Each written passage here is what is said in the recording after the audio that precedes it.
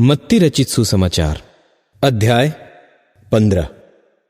तब यरूशलेम से कितने फरीसी और शास्त्री यीशु के पास आकर कहने लगे, तेरे चेले पुरनियों की रीतों को क्यों टालते हैं कि बिना हाथ धोए रोटी खाते हैं? उसने उनको उत्तर दिया कि तुम भी अपनी रीतों के कारण क्यों परमेश्वर की आज्ञा टालते हो? क्योंकि परमेश्वर ने कहा था कि अपने पिता और अपनी माता का आदर करना, और जो कोई पिता या माता को बुरा कहे वह मार डाला जाए। पर तुम कहते हो कि यदि कोई अपने पिता या माता से कहे कि जो कुछ तुझे मुझसे लाभ पहुंच सकता था वह परमेश्वर को भेंट चढ़ाई जा चुकी, तो वह अपने पिता का आदर न करे। सो तुमने अपनी रीतों के कारण परमेश्वर का वचन टाल दिया।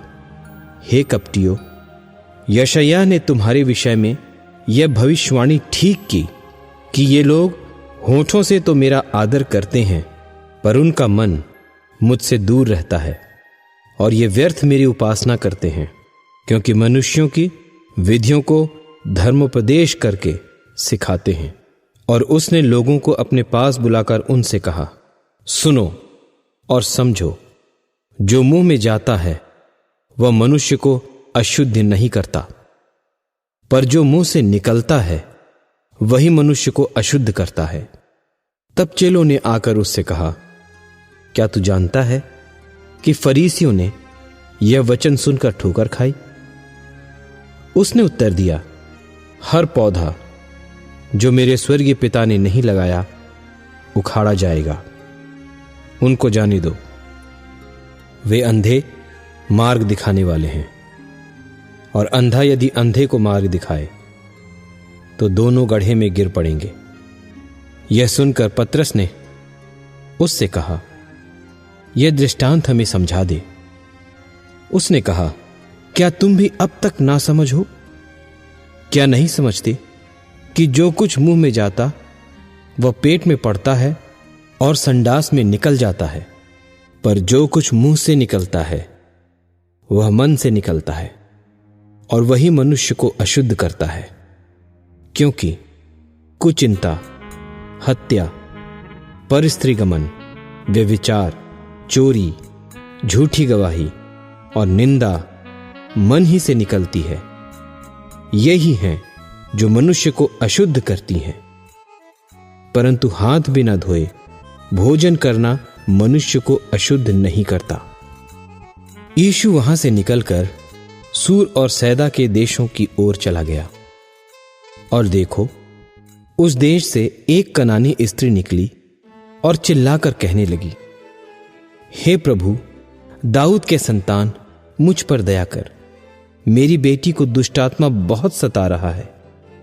पर उसने उसे कुछ उत्तर न दिया, और उसके चेलों ने आकर उससे विनती कर कहा, इसे विदा कर, क्योंकि वह हमारे पीछे चिल्लाती आती है।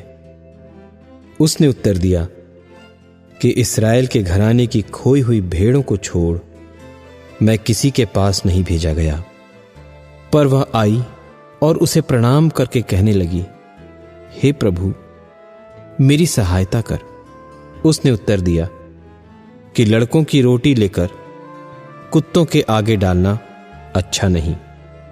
उसने कहा, सत्य है प्रभु, पर कुत्ते भी वह चूर चार खाते हैं जो उनके स्वामियों की मेज से गिरते हैं। इस पर यीशु ने उसको उत्तर देकर कहा कि हे स्त्री, तेरा विश्वास बड़ा है, जैसा तू चाहती है तेरे लिए वैसा ही हो।